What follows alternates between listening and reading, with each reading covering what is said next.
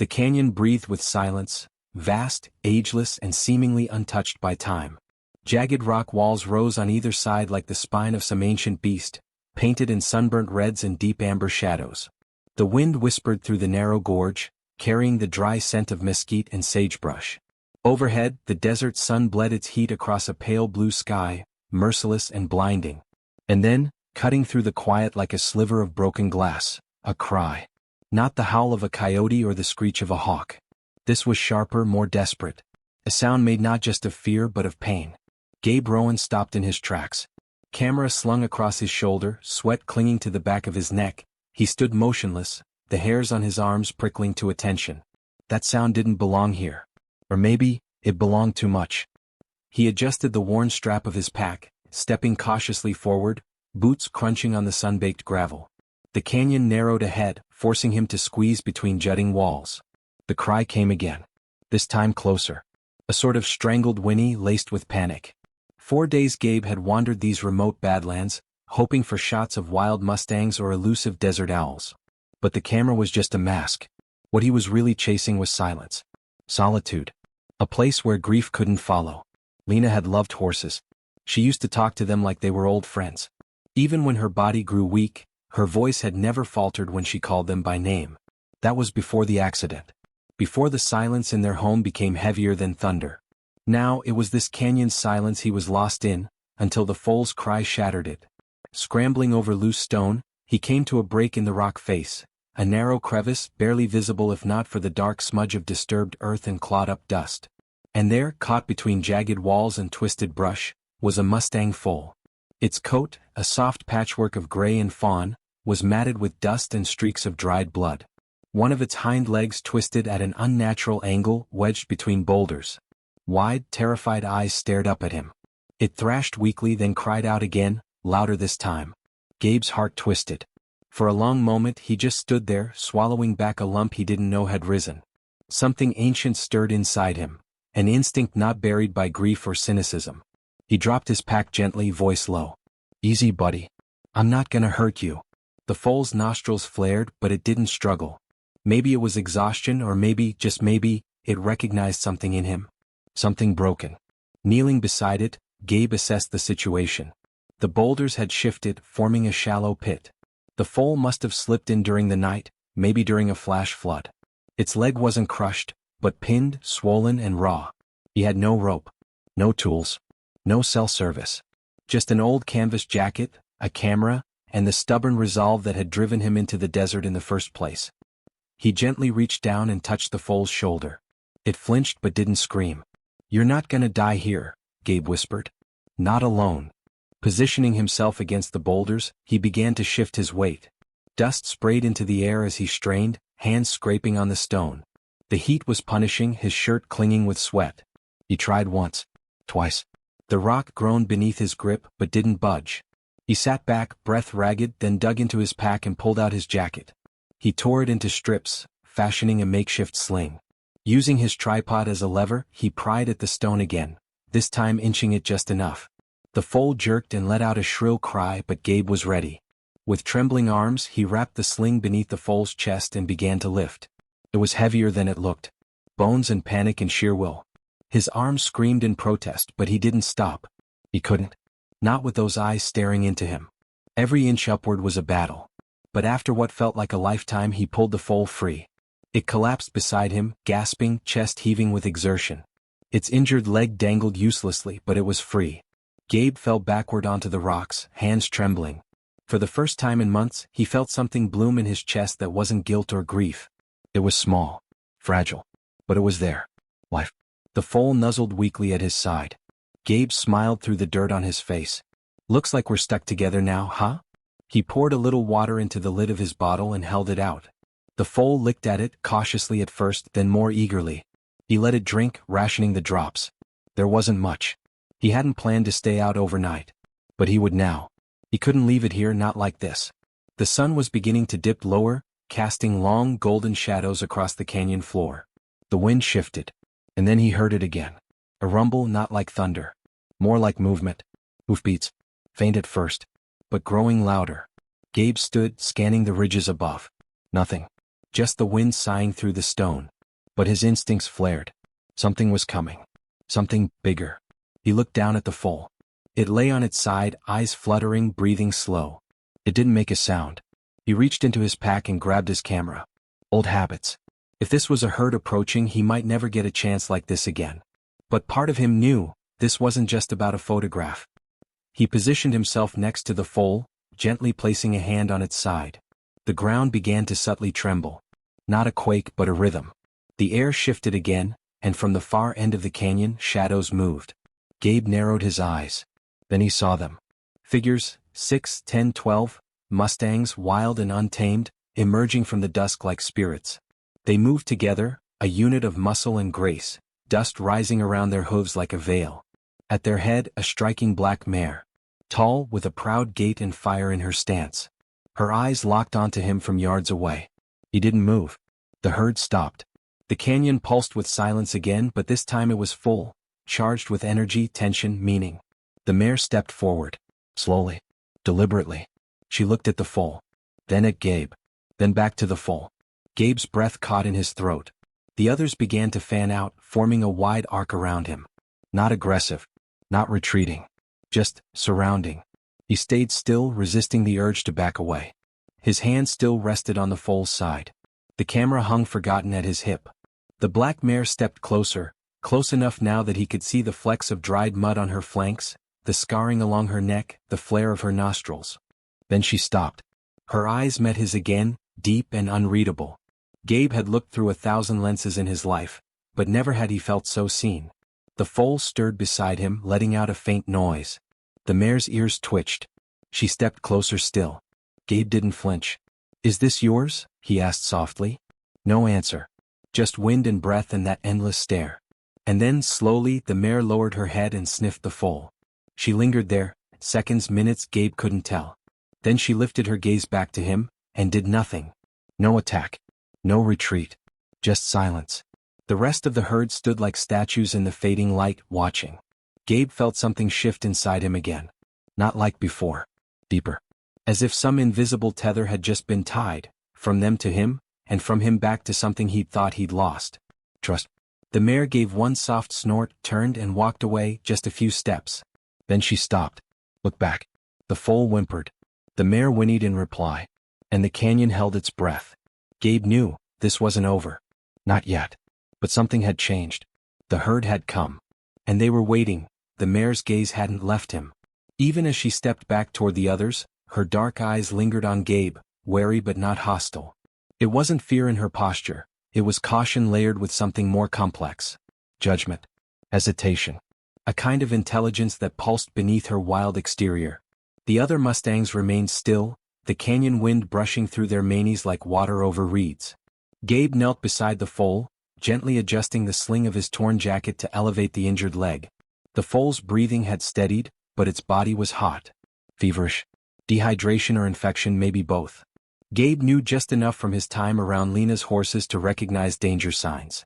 Out here, far from any road or signal, the foal had no real chance. Not unless he acted fast. The herd's presence was both a gift and a risk. A miracle, yes, but also a reminder of what he didn't understand. Wild Mustangs weren't pets or props. They were survivors, each step earned through bloodlines and storms. One wrong move could mean being trampled, or worse, chased out and leaving the foal behind. He lifted the water bottle again, letting the foal drink in small, careful sips. Behind him, hooves shifted. Dust rose. The mare stepped closer. She didn't come at him, just approached with deliberate steps, her head slightly lowered, neck arched. A sign of dominance or perhaps inquiry. Gabe didn't move. His instincts screamed for stillness. He'd read once that Mustangs could sense intention, almost like reading the wind. He wondered what she saw in him now. Grief? Compassion? Desperation? The mare halted just a few feet away. The space between them shrank to something sacred. Then, without a sound, she lowered her head and touched the foal's flank with her nose. The foal responded faintly, a weak twitch of its ear. The mare exhaled, a soft, breathy snort that stirred the dust. Then she looked at Gabe again. He almost laughed at the absurdity. A wild horse was waiting for his decision. He looked toward the canyon mouth. The sun had nearly dropped behind the ridge. Shadows lengthened across the stone walls. Traveling now would be dangerous. The terrain wasn't built for night walks, narrow ledges, loose rock, unseen predators. But staying put might be worse. If the foal's fever climbed, if the herd changed its mind, if the canyon temperature dropped like it always did after sunset. He touched the foal's neck gently. We move now. Together. Lifting the foal was harder this time. Its muscles trembled as he cradled it, careful not to jostle the injured leg. The jacket sling wasn't strong enough for long distances, but it would do for the first stretch. As he rose, the mare backed away, not in fear but making space. The rest of the herd parted slowly, allowing a narrow path. As if granting permission. Gabe stepped forward. Dust swirled around his boots. Hooves shifted in rhythm behind him, but they didn't block him. They watched. And then they followed. He didn't dare look back more than once, but he could hear them. The occasional snort, the muffled strike of a hoof against stone. The wild herd moving in tandem behind a man carrying one of their own. Gabe didn't fully understand why they followed. Maybe it wasn't about him. Maybe it was the foal. Or maybe some ancient code written into their blood. Protection, curiosity, something that didn't need words. He kept walking. The canyon grew tighter ahead, the path bending around a natural stone column. He knew where it led. Earlier that morning he'd spotted a dry riverbed just half a mile further. If they could reach it, there'd be shelter and hopefully, some shallow water still caught in its bends. The foal stirred in his arms. Gabe whispered soft words, not for meaning but for comfort. He'd done the same for Lena once, in hospital corridors and quiet nights full of machines and sterile air.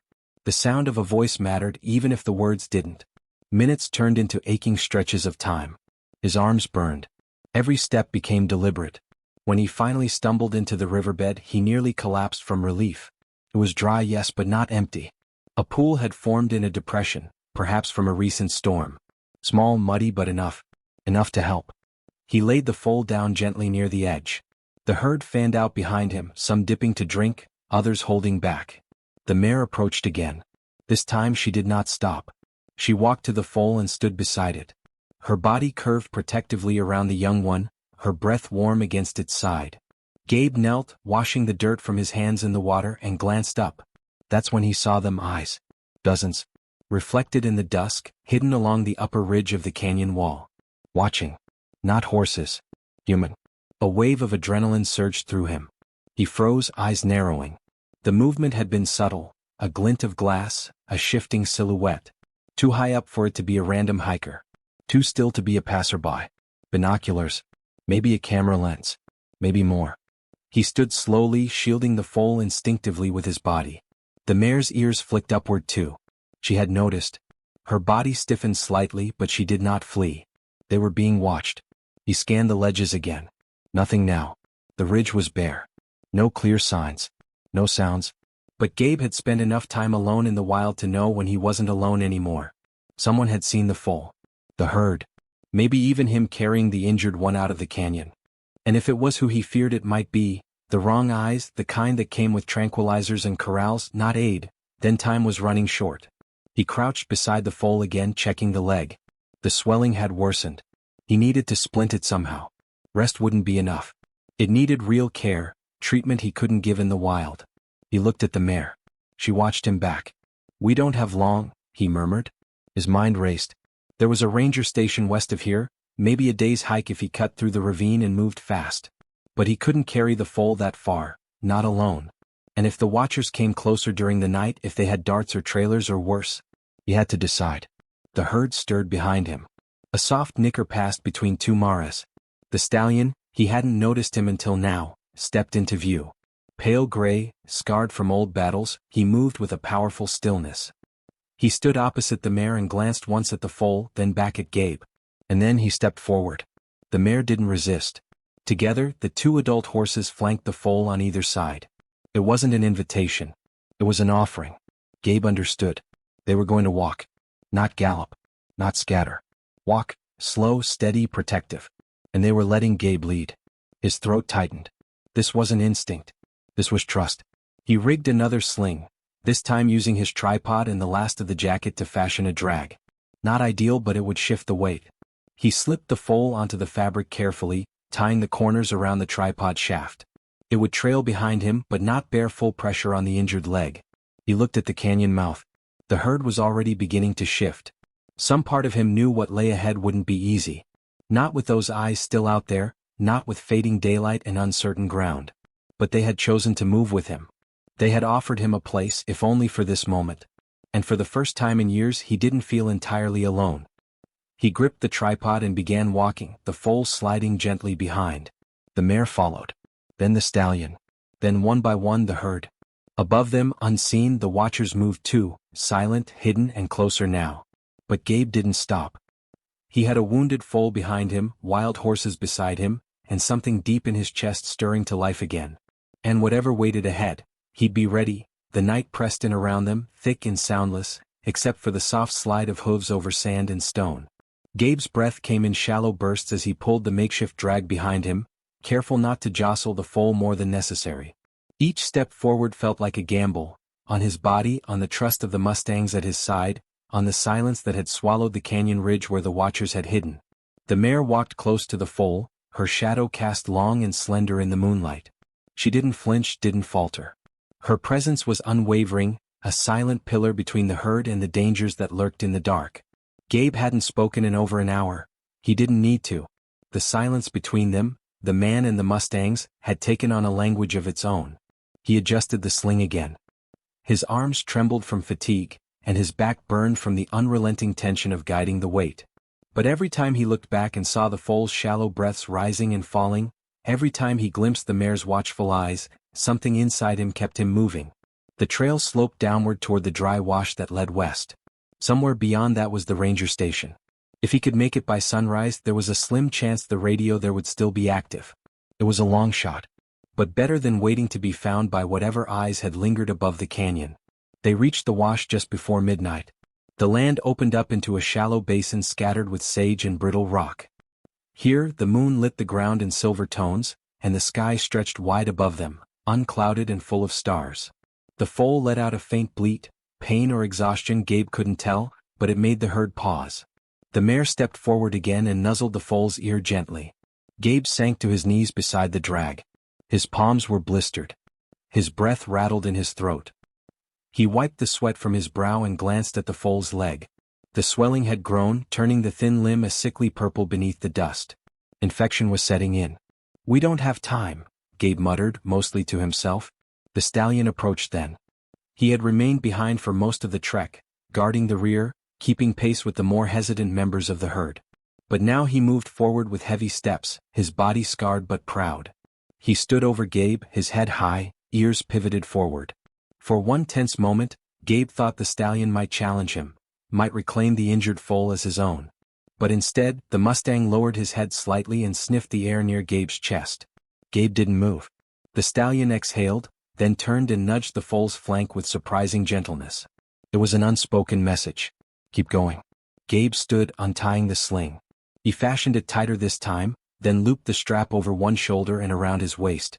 The new position distributed the weight more evenly, but the pain remained sharp and constant. Still he began walking again. The herd followed. Hours passed in increments too small to measure. Time became breath. Footsteps. Bang. The moon sank low on the horizon, and the stars wheeled above them.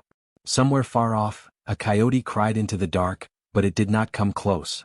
The presence of the Mustang seemed to create a shield around Gabe, a living wall of instinct and motion. At dawn they reached the old bridge. It had once connected two parts of the park trail system, before floods had washed half the support beams downstream years ago. Now it was just a rusting skeleton, sagging under its own weight, with loose planks dangling like broken ribs. Gabe stopped, staring at it. Beyond the bridge was a service road. And at the end of that road, less than a mile away, the ranger station. But the bridge wasn't made for weight anymore. Not for him. Not for the foal. The herd clustered behind him, uncertain. The mare stepped beside him and looked across the span. "I can't carry him over that," Gabe whispered. And yet they were out of time. He knelt again. The foal opened its eyes weakly, then closed them. Its breathing had slowed. Too much. If they waited, he'd lose it. His mind raced through options. Maybe he could cross alone, find help, come back. But what if someone came before then? What if the watchers returned? No. There had to be another way. He looked at the mare. She was already watching him. She stepped forward without hesitation, hooves clicking gently against the first beam of the bridge. The boards creaked. Her body tensed but didn't turn. She walked halfway, then paused and looked back. An invitation. He understood. She would lead the way. The foal couldn't walk, but it could ride. It was absurd. Insane. But it was the only chance they had. Gabe moved fast.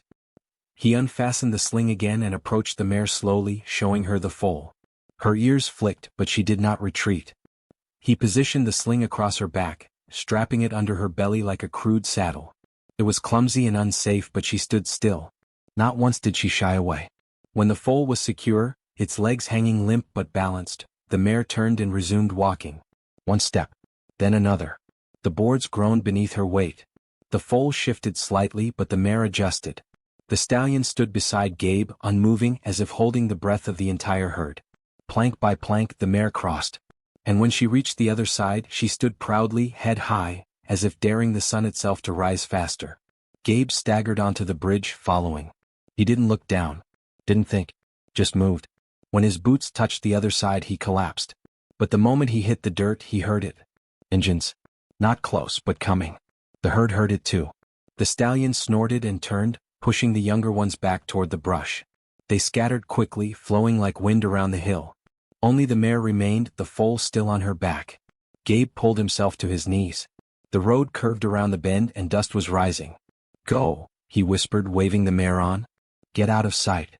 But she didn't move. Instead, she waited until he stood. And only when the first glint of metal appeared around the bend, headlights, a white truck, did she finally trot into the brush, disappearing like a wisp of smoke. The vehicle stopped with a crunch of gravel. A uniformed man jumped out, young, breathless. "Are you Gabe Navarro?" he called out. Gabe nodded. His voice caught in his throat. "The foal needs help. Now." The ranger rushed forward, radio clipped to his chest, eyes wide. "We got your emergency ping. Been trying to track movement on the ridge, but it was scrambled." "What happened?" Gabe didn't answer right away. He stared into the brush where the mare had vanished. "I found a foal," he said quietly. "But I didn't rescue it." He turned back toward the ranger. "They did." The man frowned. "They?" But Gabe just pointed. "Across the broken bridge. Into the canyon. They're still out there," he whispered. "Watching." And deep in the brush, the mare paused just long enough to look back, before melting into the wild again. The morning sun spilled across the ranger station's porch in soft gold, warming the cracked wood and bathing the world in a fragile calm. Gabe sat on the steps, a blanket draped around his shoulders, steam curling up from the tin cup in his hands. Inside, the foal lay in a makeshift stall fashioned from hay bales and old fencing. And dripped fluid slowly into its foreleg, its small chest rising and falling with a rhythm that Gabe had memorized through the night. Every beat of that fragile breath had become a hymn of hope. The veterinarian had arrived before dawn, an older man with a lined face and quiet hands. He had barely spoken as he cleaned the wound, drained the infection, and stabilized the leg. Then he'd stepped back and nodded once, as if acknowledging not just the foal's fight, but the silent force that had carried it here. "They don't usually survive that kind of swelling," he'd said. "This one's got more than luck." Gabe had only nodded, unable to explain what had truly carried the foal across that broken bridge. The ranger, the one who had found him slumped by the roadside, had questions too. About the tracks in the canyon. About the signs of campfire ash near the ridge. About the whisper of strangers watching from the heights. But Gabe gave only fragments. He didn't want to tell them what he wasn't sure he understood himself. Outside, the wind shifted and something stirred in the distance, a flicker at the tree line. Gabe stood instinctively, walking to the edge of the porch. He scanned the hill beyond the trailhead, the one the herd had disappeared behind. It was empty. But that didn't mean they were gone. It only meant they were choosing not to be seen. He remembered the look in the stallion's eyes. Proud, patient, powerful. And the mare, the way she had carried the foal, not with fear but certainty. They had allowed him to walk beside them, and in doing so, had shifted something inside him that he didn't know how to name. The door creaked behind him. The vet stepped out, brushing hay from his sleeves. "He's resting. Fever's down," he said. "He may walk again." Gabe exhaled slowly. Relief like a tide rose in his chest. "But he'll need time," the vet added.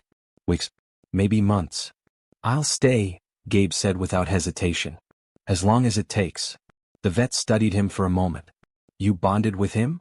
Gabe nodded, but his eyes stayed fixed on the ridge. "Not just him." The vet didn't ask more. Just clapped Gabe gently on the shoulder before heading toward his truck.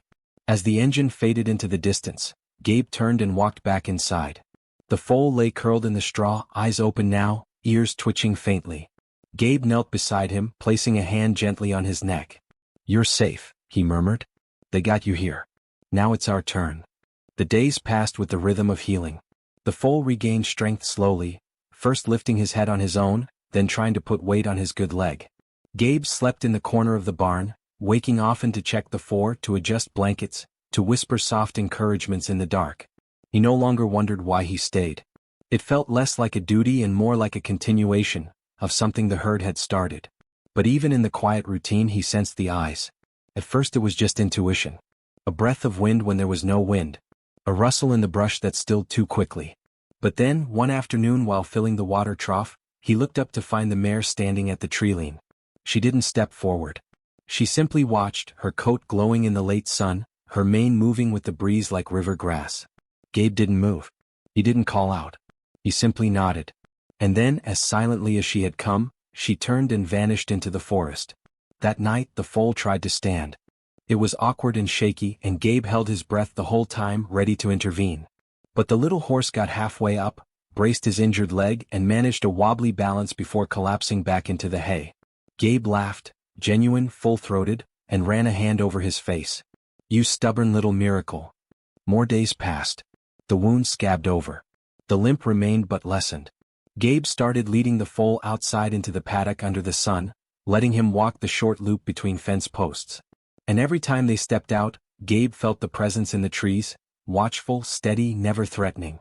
The mare came more often now. Sometimes the stallion appeared too, standing just behind the ridge, his silhouette carved against the sky. They never came closer than the trees. Until the morning the circle broke. It was just after sunrise. Gabe had taken the foal out early, and they stood beneath the lone cottonwood that marked the far end of the paddock. The air was still. A distant hawk cried. And then, from the ridge, the stallion began to descend. He moved slowly, not with caution, but with purpose. Behind him came the mare. And then, one by one, the rest of the herd. Gabe froze. The foal perked his ears and took an unsteady step toward the fence. The herd didn't stop at the tree-line. They walked all the way down to the paddock's edge, forming a loose semicircle, silent and waiting. The stallion held his head high, but his eyes were calm. The mare stepped forward, the others parting for her. Gabe unlatched the gate. The foal didn't hesitate. He limped toward the open space, his gait uneven but determined. When he reached the mare, she lowered her head and touched her nose gently to his. Gabe stood motionless. The stallion approached next. The foal turned his head and pressed into his chest, like a child leaning against a father. One of the younger horses whinnied softly, and the rest echoed it, a soft ripple of sound over the dawn. Then came the moment Gabe didn't expect. The foal turned, looking back, not at the barn, not at the paddock, but at him. And for a second Gabe felt torn in two. He had kept the foal alive. He had walked beside him through pain, through hunger, through sleepless nights. But he knew, deeply, wordlessly, that the bond they had formed wasn't one of possession. It had never been about ownership. It was about trust. And now the foal had a choice. The mare stepped back. The stallion watched. The foal turned toward Gabe again. Limped to the fence. Pressed his muzzle gently against Gabe's hand. Gabe dropped to his knees. Buried his face into the foal's neck and breathed. "Go on," he whispered, voice cracking. "They came for you." The foal stepped back. Looked at him one last time. Then turned and rejoined the herd. The stallion reared once, high and bold, and the herd began to move. Gabe didn't follow. He watched until the last tail disappeared into the trees. The wind picked up again.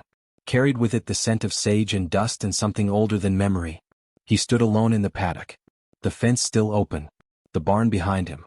And yet he didn't feel alone.